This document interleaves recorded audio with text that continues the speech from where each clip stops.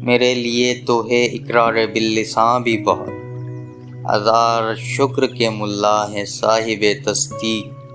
اگر ہو عشق تو ہے کفر بھی مسلمانی، نہ ہو تو مرد مسلمان بھی کافر و زندیق۔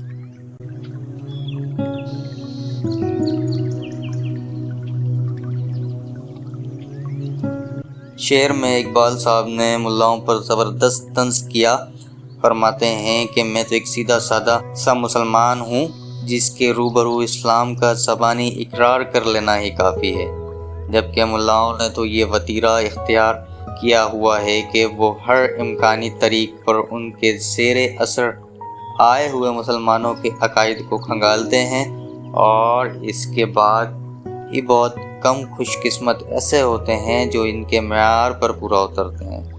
مراد یہ کہ عقائد میں فروعی اختلاف کی بنیاد پر ہی ملا کسی شخص کے خلاف کفر کا فتویٰ جاری کرنا اپنا حق سمجھتا ہے، اور اس کا یہی رویہ ملت میں تفریق کا باعث بنا ہوا ہے۔ دیکھا جائے تو اس شعر میں اقبال نے بڑے فلسفیانہ اور حقیقت پسندانہ انداز میں اسلام کی تعریف کی ہے کہ حقیقی اسلام کیا ہے۔ فرماتے ہیں کہ انسان کے دل میں عشق حقیقی کی تڑپ موجود ہو تو کفر بھی مسلمانی میں تبدیل ہو جاتا ہے، اور اگر دل میں عشق حقیقی کی تڑپ نہ ہو تو کسی مسلمان اور کافر و ملحد میں کوئی فرق باقی نہیں رہتا۔ مراد یہ ہے کہ مسلمان کے لیے بنیادی شرط عشق حقیقی ہے۔